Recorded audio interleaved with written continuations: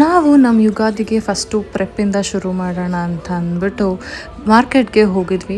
ಯುಗಾದಿ ಹಬ್ಬದ ದಿನ ತುಂಬ ಐಟಮ್ಸ್ ಬೇಕಾಗಿರುತ್ತೆ. ಸೊ ಏನೇನು ಅಂತ ತೊಗೊಂಬರಕ್ಕೆ ಹೋದ್ವಿ. ಹಾಗೆ ಹೋಗಬೇಕಾದ್ರೆ ನಮ್ಮ ಬಾಸ್ ಅಪ್ಪು ಅವ್ರ ಬರ್ಡೇ ದಿನ ಅದು ನೆಕ್ಸ್ಟ್ ಡೇ ಇದನ್ನು ಸೆಲೆಬ್ರೇಟ್ ಮಾಡ್ತಾಯಿದ್ರು. ನಮ್ಮ ಮನೆ ಹತ್ರನೇ ಇರುವಂತಹ ಒಂದು ಸರ್ಕಲಲ್ಲಿ ಬರ್ಡೇ ಕೇಕ್ ಕಟ್ ಮಾಡಿ ಅಲ್ಲೇ ಅನ್ನದಾನ ಎಲ್ಲನೂ ಮಾಡ್ತಾಯಿದ್ರು. ಅನ್ಫಾರ್ಚುನೇಟ್ಲಿ ನಾನು ಅದಿನ್ನೂ ಪ್ರೋಗ್ರಾಮ್ ಸ್ಟಾರ್ಟ್ ಆಗಿರಲಿಲ್ಲ ಅಂತ ನಾನು ಅಲ್ಲೇ ಸ್ಟೇ ಮಾಡೋಕ್ಕೆ ಆಗಲಿಲ್ಲ.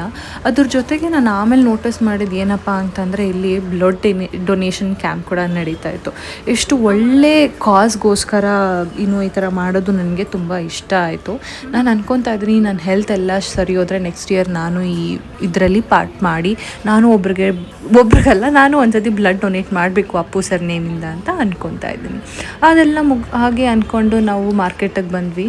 ಮಾರ್ಕೆಟಲ್ಲಿ ನಾವು ಲಕ್ಕಿಲಿ ಹೋಗಿದ್ದ ಟೈಮ್ ಮಧ್ಯಾಹ್ನ ಆಗಿದ್ದರಿಂದ ತುಂಬ ಜನ ಇರಲಿಲ್ಲ.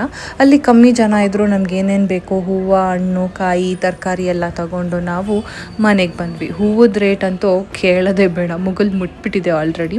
ಮನೆಗೆ ಬಂದು ಏನೇನು ತಂದಿದ್ವೋ ಅದನ್ನೆಲ್ಲ ಸಾರ್ಟ್ ಮಾಡ್ಕೊತಾ ಇದ್ದೆ. ನನ್ನ ಮಗಳು ಮಲಗಿದ್ಲು ಅಂತ ಅಂದ್ಬಿಟ್ಟು ಅದ್ರ ಮಧ್ಯದಲ್ಲೇ ನಮ್ಮ ಅತ್ತೆ ನಾಳೆ ಹಬ್ಬಕ್ಕೋಸ್ಕರ ಅಂದ್ಬಿಟ್ಟು ಮನೇಲೇ ತುಪ್ಪ ಮಾಡ್ಕೊತಾ ಇದ್ರು. ಹಾಗೆ ತಂದಿದ್ದ ಐಟಮ್ಸ್ನೆಲ್ಲ ನಾನು ಸ್ಟೋರ್ ಮಾಡಬೇಕಾದ್ರೆ ಒಂದು ಬ್ಲಂಡರ್ ಮಾಡಿದ್ದೀನಿ. ಅದರ ವೀಡಿಯೋ ನಾನು ಶಾರ್ಟ್ಸಲ್ಲಿ ಹಾಕ್ತೀನಿ. ಅದ್ರ ಜೊತೆ ನನ್ನ ಹಸ್ಬೆಂಡು ತುಂಬ ಟಯರ್ಡ್ ಆಗಿದ್ವಿ ಎಲ್ಲರೂ ಅಂತ ಅಂದ್ಬಿಟ್ಟು ಸ್ವಲ್ಪ ರಿಫ್ರೆಶಿಂಗ್ ಆಗಿರಲಿ ಅಂತ ಅಂದ್ಬಿಟ್ಟು ಕರ್ಬೂಜ ಹಣ್ಣಿತ್ತು ಮನೇಲಿ ಅಂತ ಅಂದ್ಬಿಟ್ಟು ಕರ್ಬೂಜ ಹಣ್ಣಿಂದು ಜ್ಯೂಸ್ ಮಾಡ್ತಾಯಿದ್ರು.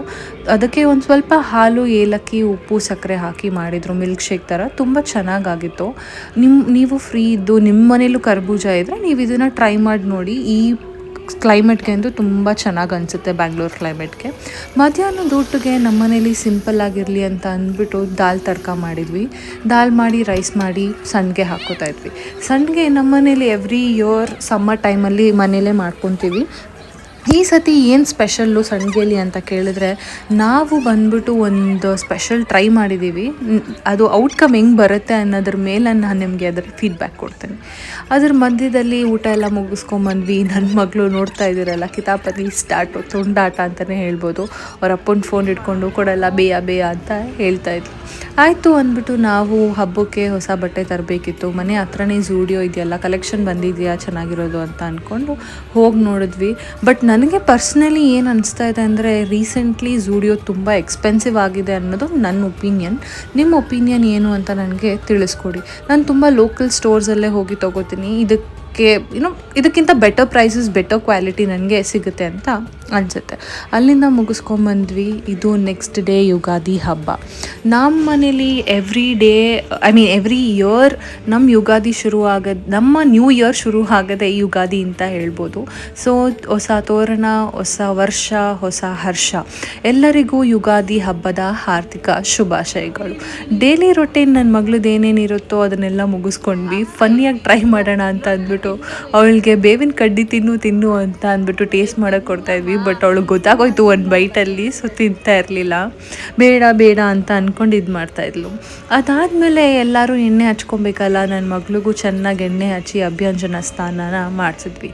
ನನಗೆ ಯುಗಾದಿ ಅಂದ್ರೇ ನೆನಪಾಗೋದು ನಮ್ಮ ಹಳ್ಳಿಯಲ್ಲಿ ಚಿಕ್ಕವರಿದ್ದಾಗೆಲ್ಲ ಸೆಲೆಬ್ರೇಟ್ ಮಾಡ್ತಾಯಿದ್ದಿತ್ತು ಅಂತ ಟೈಮು.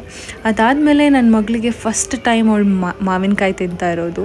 ತುಂಬ ಉಳೀತು ಅನಿಸುತ್ತೆ. ತುಂಬ ಎಂಜಾಯ್ ಮಾಡ್ತಾಯಿದ್ಲು ಒಂಥರ. ಅದಾದಮೇಲೆ ನಮ್ಮ ಮಾವನ ಫೋಟೋಗೆ ಸ್ವಲ್ಪ ಪೂಜೆ ಮಾಡಿ ಮನೆಗೆ ಪೂಜೆ ಮಾಡ್ತಾಯಿದ್ದೀವಿ. ನಮ್ಮ ಮನೆಯಲ್ಲಿ ಸಿಂಪಲ್ಲಾಗಿ ರಂಗೋಲಿ ಹಾಕಿದ್ದೀವಿ ಈ ಸತಿ, ಯಾಕಂದರೆ ನನ್ನ ಮಗಳು ಬಿಡಲ್ಲ ಅಂತ ಅಂದ್ಬಿಟ್ಟು.